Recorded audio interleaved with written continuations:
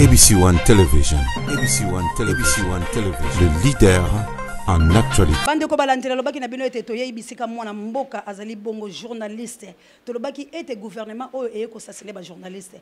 Bondimaki te bande ko muso balekaki kasi botala bilili nini eleki na 4e pouvoir pe première puissance ya monde oyo sengeli babanga ye. Tala lolenge bakomisi bango banyama.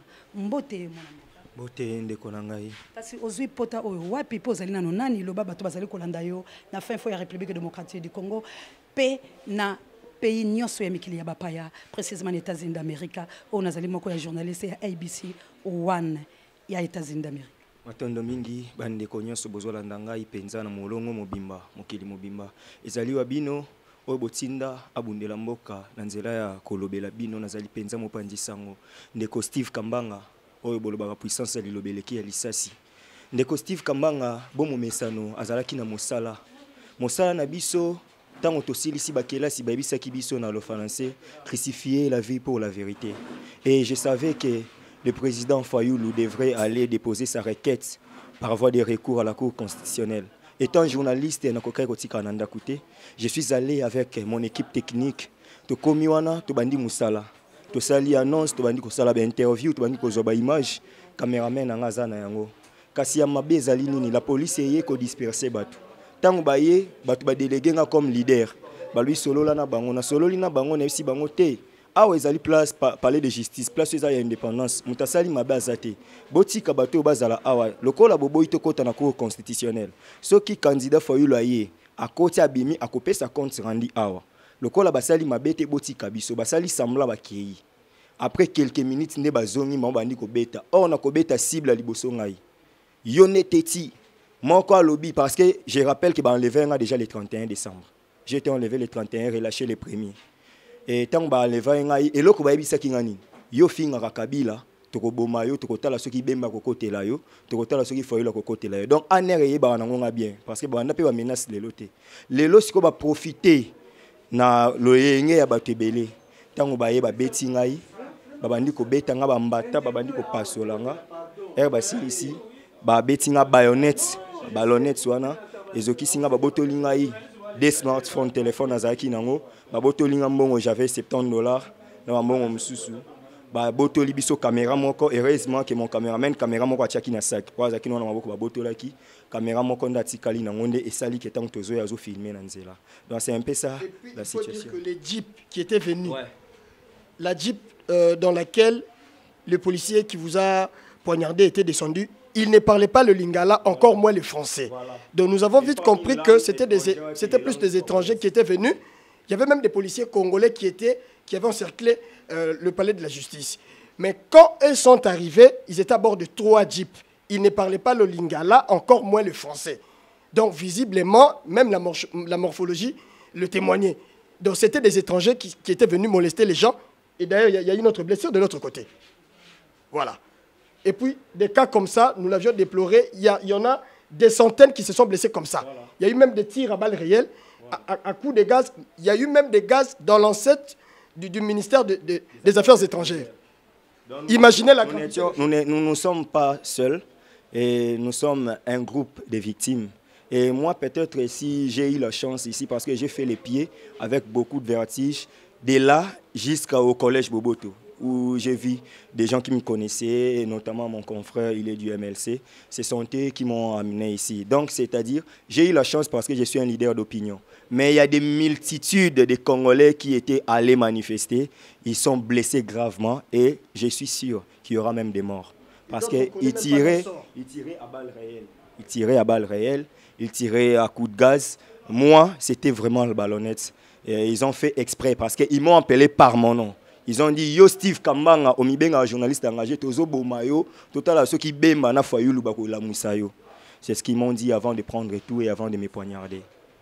Merci bandeko balandi tozo ngaka bango bato ya pasi baloba pambate botala banda to yaki na République démocratique du Congo ezali bobele mawa na mawa kolela pasi atako esengo ezalite kasi nini tokoloba mwana mboka nini kokoloba na gouvernement oyo eloko na koki koloba na kimia nyonso mama réalité na démocratie bokonzi utaka na boko ya peuple na démocratie bokonzi bayiba kango ya koyiba te na démocratie bakendaka te na sima ya ndako batomi bale misatu basololi na mokongo ya bato peba kaba bokonzi.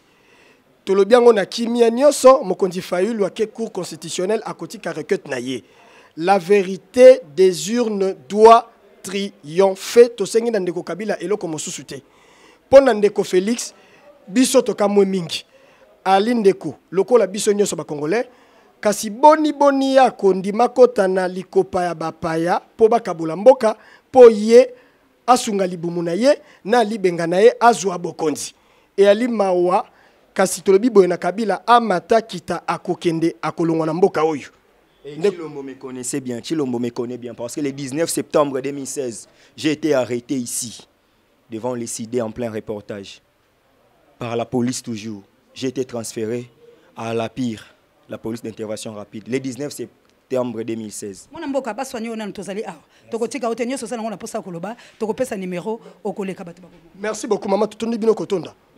Merci bandeko balandika sitozo pe mwandeko oyo alo bata mwa moke po ete azali peza ko senye makasi. Mon amboko zoki kana makamba Martin Fayulu. Oui, na zoki na makamba Martin Fayulu tozalaki na palais de justice, tozalaki moi ebele parce que ba ye kolanda biso ebele na ba minduki bazo beta biso bato ebele ba mama bazoki bakoyi kuna bato komema bango bazate ba moto ezo boya komema bango parce que soki ba komi kuna bazo remorquer bango na ba moto.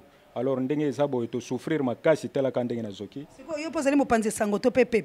Te naza peuple tokendaki parce que babengisaki biso epai ya na lobby epai ya ndeko nani Fayulu tokende kokutana parce que to déposer recours na biso bitumba te koswana te me bango nde babandeli biso kozokisa biso yango wana tokimi bambango bamisusu kutu bakwei kokoya ndenge ezana mutako yo za peuple zalaki na likambo te pona nino ndima ekokende elongola bango bangaki makambo te.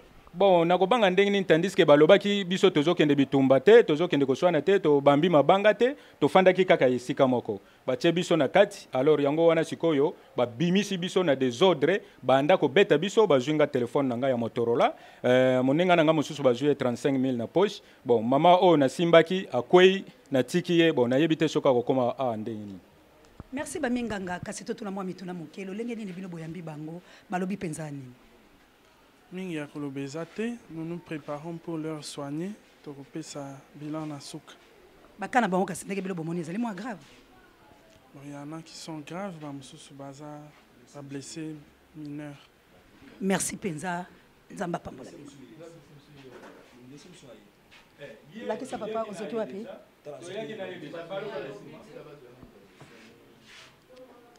Mwana mboka kasi boyeye pebele awa l'hôpital bino no soka bozoki kaka na makamba mwana mboka Martin Fayulu. Oui, biso tozoki biso na makambo ya vérité toujours réclamé ya président Martin Fayulu. Yango la babeti na moto. Oui, babeti nga bayonet na moto pour toujours réclamer vérité, tozaki liboso ya cour constitutionnelle palais de la justice. To vanda na biso kimia to vingi mutute to betite tozaki ko vanda na se balmoko to moni ba policier ba yebele bandi ko panza biso to bima na biso pe.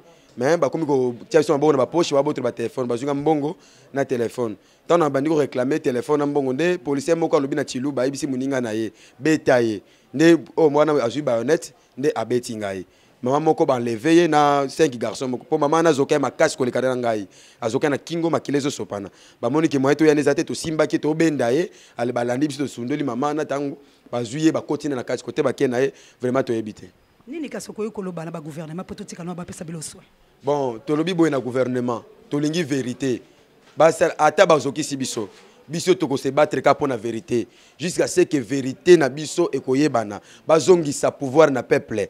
Ata babomi biso. L'essentiel est que bazongi sa pouvoir na peuple. Batika mamba lokuta, batika ko boma biso. Policier toza ba congolais biso nyonso. Toza biso nyonso bandeko. O tozo réclamer lelo bénéfice pe ya policier. Policier ko boma te. Toza biso nyonso mboka moko. Toboyi to kabwana. Ozala muluba, muto bandundu, muswahili, mukongo, mungala biso nyonso toza ba congolais.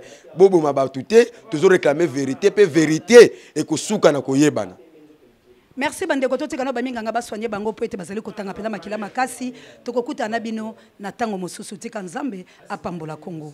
Bye. Passe maman. Touti la cour constitutionnelle mais na ndenge bazwa lever batu dès que avant kokoma kuna donc banda nzela tito to komi na kati ya cour constitutionnelle bazwa lever ka batu mama moko kutu batubi embeli awa bakutube balonete donc mama zoloba makilaka kezobima jusqu'à tel point to komi ko welela mama wana na ba soldat na ba policier ba policier bazo benda e biso tozo benda nani mama na dit fait que bazala un peu beaucoup la raison pour laquelle bango ba gagner mama wana côté bakina mama wana to ebité ba tu nyoso bazo kanga bango dans quelques minutes bozo mona kutu bango te c'est comme si une opération qui se fait maintenant il y a quoi lever batu on ne sait pas batu wana o bazo kanga bazo kena bango wapi.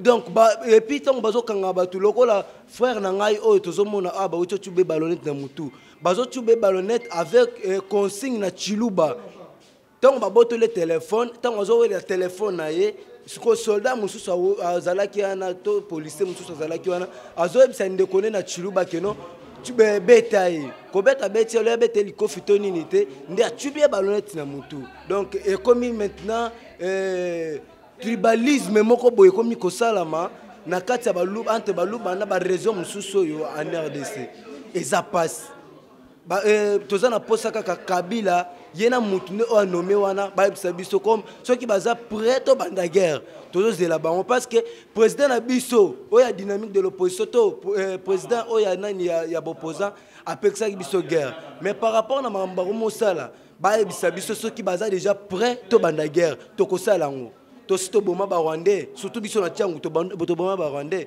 ba momo ba yebi na maboko ceux qui ya majorité et bilo voter ba ebele mama ngai nde naza boy nazalaki nazalaki superviseur ya ba témoin mais na ba centre nyoso nga na tele na tambolaki nazo biso lokola André Kimbuta na ba centre nyoso na tambolaki azalaki ata na voix mon côté na kati ya masina nga nazala na quartier 5 mapela na ba centre nyoso na bando tambola batu ya majorité bazala na ba voter surtout aneke so ba yoki ka plateforme na yo FCC rien biso ka to bando voter souvent batu asika et puis batu asika ngo soko tali bien kaka batu ya nani ya lamuka nazo kamwa keno lelo to tala batu lokola par exemple ba Adrien ba Zuité ba Adrien Ismoki azuité donc batu MLC batu ya lamuka en bref bato bimate donc ils est étonnant et là on comprend les cas que non c'est vrai comment est-ce que monsieur la mère Mende avait dit que non bah comme il n'a pas pouvoir négocier parce que la mère Mende avant proclamation avait aussi signalé on peut aussi négocier avec cash cela veut dire on a confirmé que non pouvoir n'a pas besoin négocier. Merci Nzamba Pamola. Amen.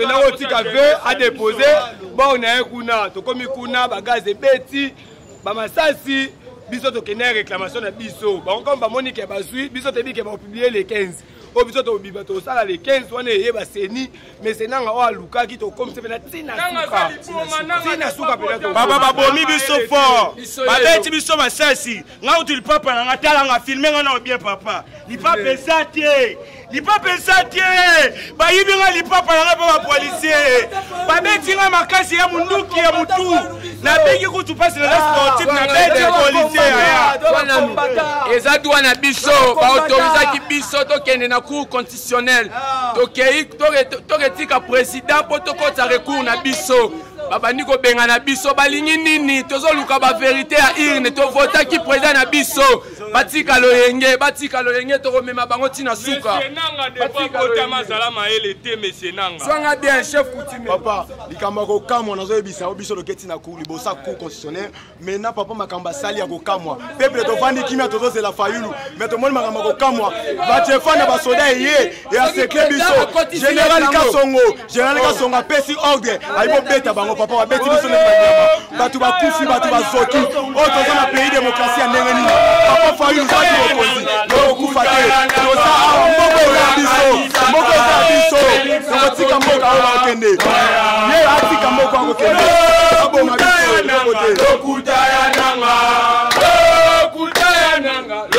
ya nanga oya kanisaka Felix akolima waya ndeko tomoni bandeko bayike bazwi bapota po touti siko l'hôpital kotala bajournaliste kasi toyeya bino mpe peuple oyo bouti komona nini elekeli bino kuna mama biso tozalaki lisanga na baninga na biso tolobi to accompagner oyo azali élu du peuple Martin Fayulu tolobi to kende ko accompagner ye tozalaki biso baso to se mobiliser to komi wana to telemi pona kozela président na biso Kasongo général oyo Kabila tia pona ye na batu na ye Kasongo loka biso to koma ba ennemi na ye Kasongo apesi ordre ba beta biso ba masasi na nzoto biso ba citoyen to yibe loka mutute to bomi mutute to sali loko te po tozo réclamer droit na biso oyo to kende ko exprimer na kati ya urne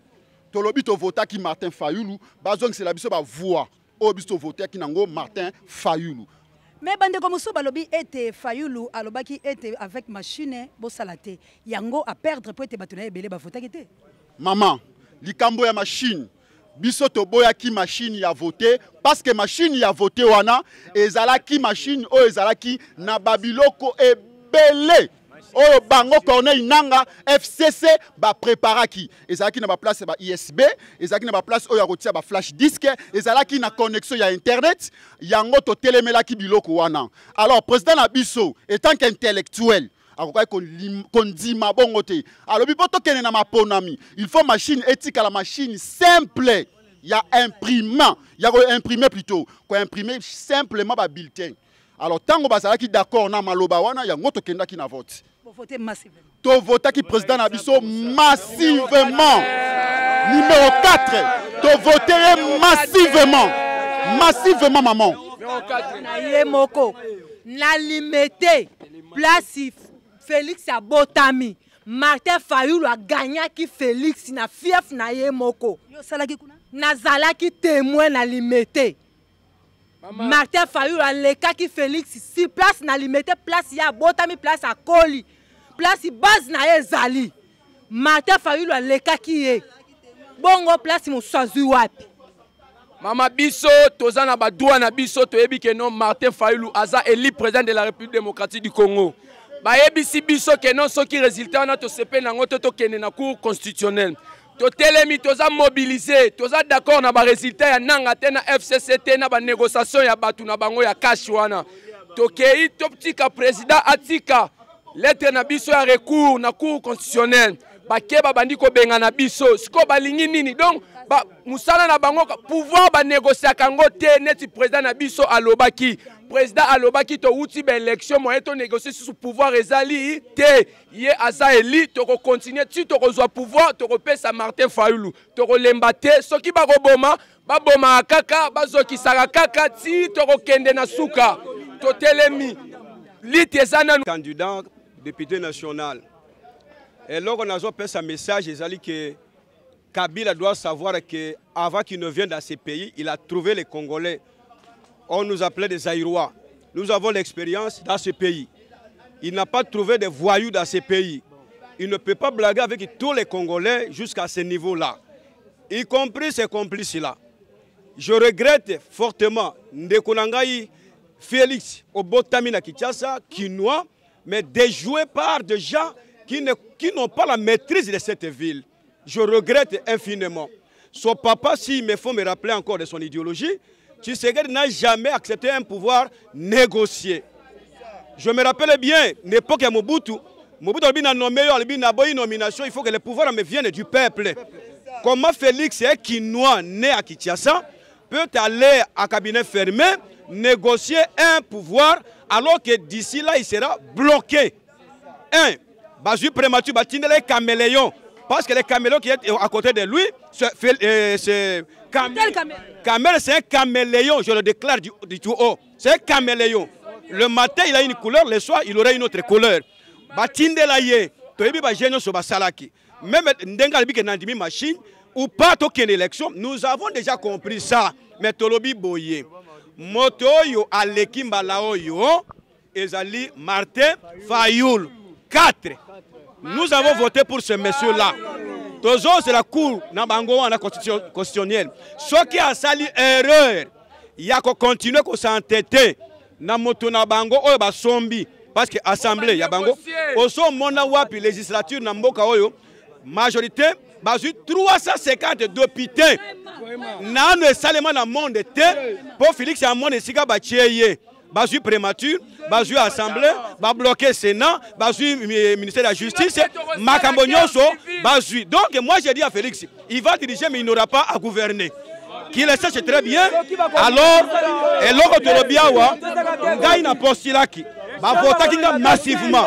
Ce qui va salir clair et tel, donc on s'en prendre en charge. Je vous remercie. Bandeko balanzi ndenge kana yebisa kabilo vérité na tango o na zolo balabino mwana mboka Félix Tshisekedi azali bel et bien la Béatrice. Pas d'entrée, pas de sortie. Entrée Zaka Kabila na Vitel Caméra. Allez-y comprendre le Félix et le Koni Barosala yo. Base OK na bango wapi. Tala eloko lukaki. Tant ezali o longwa la maboko la bango o zonga la peuple na yo. Tolobi mardi tozali kozela yo nanga. Tozali kozela bino cour. Soki bolobi bien te boko boma peuple congolais baza d'accord. Maman biso tolobi boye. Au moins ba beti biso ba mapapa na biso bungi ba téléphone na biso bungi bilona ba bien na biso bungi. Bazokisi batu ba msuba za hôpital. Tobi mardi peuple congolais nyonso to lamuka. Président biso ba to lamuka. Lundi biso nyonso to kutana. Soki ya lobi mambo bien te nanga wana. Ah biso nyonso to ebelo ni nango ya osala to kobomana. Vraiment sincèrement na lobi boye. Félix a changé té. Bisona na Kinshasa a to bana oboma bandeko na ye nyonso fo basila bazo sila na Kinshasa décision auto za nango lokuta ya nanga lokuta ya nanga lokuta ya nanga lokuta ya nanga nanga kanisa kia Félix akokonga waya lokuta Kabila lokuta Kabila lokuta Kabila lokuta Kabila Kabila kanisaka akokonza koko waya. ABC One Television. ABC One Television. Le leader en actualité.